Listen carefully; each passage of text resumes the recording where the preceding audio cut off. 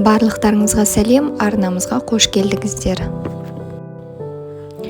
Жүкті екеніңізді қалай түсінуге болады?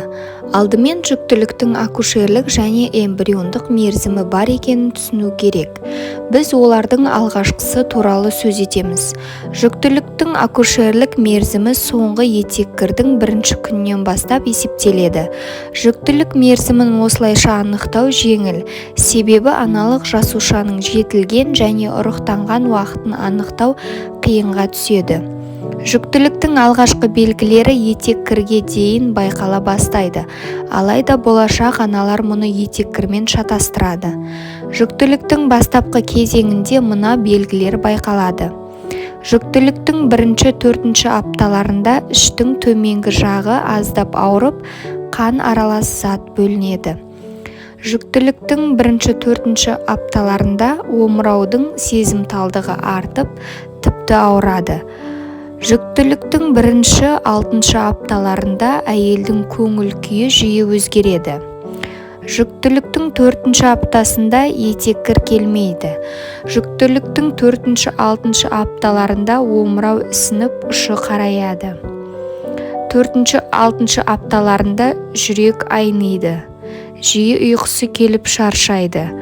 Кіші дәрет жиілейді. Бас айналады. Және дененің әлсіздігі байқалады. Жүктіліктің 6 аптасында дене температурасы өзгереді. Іштегі төменгі жағының ауруы мен сұйықтықтың бөлінуі көбі етеккір келер алдында іштің төменгі жағының ауруы қалыпты жағдай деп ойлайды. Алайда жүктілікті жоспарлап жүрген болашақ аналар жүктіліктің алғашқы белгілері туралы айтқанда бірінші кезекте дәл осы белгіні атайды. Және іштің төменгі жағы жаңа цикл басталатын уақыттан 1-2 күн бұрын емес, 5-7 күн бұрын ауыра бастайды. Анықталғандай мұндай жағымсыз сезімдердің пайда болуына аналық жасушаның ұрықтанып, жетілгеннен кейінгі 3-ші күнде жатырдың ішіне орналасуымен байланысты. Осы уақыттан бастап әйелдің организмінде физиологиялық өзгерістер басталады. Жүктіліктің алғашқы 3 аптасында әйелдің организмінде айтарлықтай өзгерістер байқалмайды. Кейде бөлінетін сұйықтық қоңырлау болуы мүмкін. Мұндай белгі бастапқы кезеңдерде байқалады және көп жағдайда оны етеккірдің басталуымен шатастырады. Омыраудың сезімталдығы артып ауруы. Бұл да етеккір алдындағы белгілердің біріне ұқсағанмен, омыраудың сезімталдығының артуы жүктіліктің бастапқы кезеңінің белгісі бола алады. Десе де гинекологтардың сөзінше жүкті әйелдерде омыраудың ауруы анағұрлым қатты байқалады. Артынша организмнің гормондық өзгерістерге үйренуіне байланысты омыраудың ауруы басылады.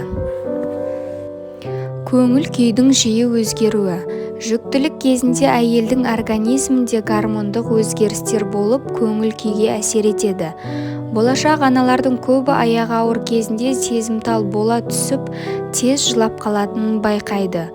Олар бірде бойы күш-қуатқа толып, бақыттан басы айналып жүрсе, енді бір уақытта қатты шаршап болмашы нәрсеге алаңдайды. Әдетте мұндай белгі жүктіліктің 6 аптасында байқала бастайды. Десе де кейбірінде мұнан ерте болуы мүмкін. Етеккірдің келмеуі. Болашақ аналардың дені етеккірдің әдеткі уақытында келмегеннен ақ жүкті екенін түсінеді. Етеккірдің 1-2 күнге бөгелуі жүктілік тестін жасау керектігінің алғашқы белгісі бола алады. Алайда әйелдердің кейбірі суық тигеннің әсерінен цикл 28-35 апта, тіпті 40 күнге дейін ұзаруы мүмкін деп ойлайды. Соның салдарынан жүкті екенін тек 5-6 аптада біліп жатады. Омыраудың ісініп ұшының қараюы.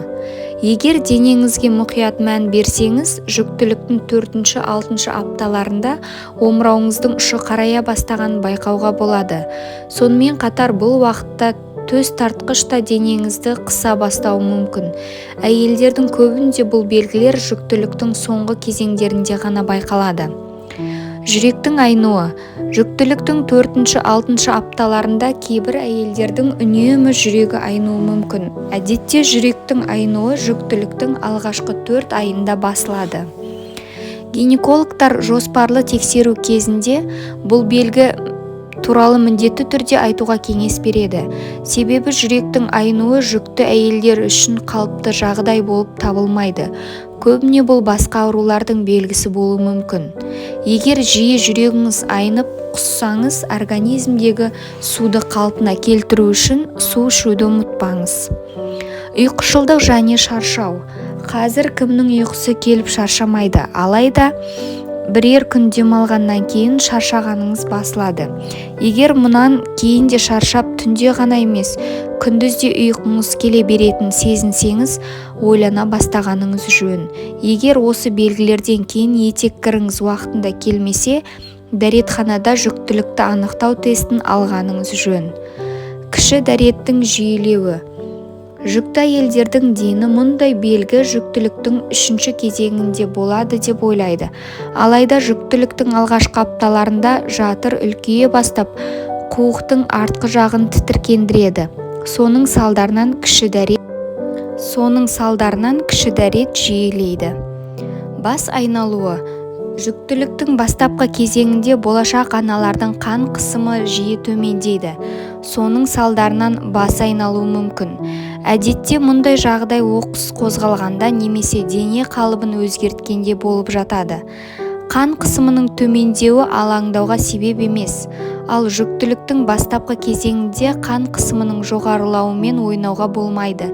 Егер қан қысымыңыз жоғарыласа, міндетті түрде дәрігерге айтыңыз. Бізбен болғандарыңызға рахмет, арнамызға жазылуды ұмытпаңыздар.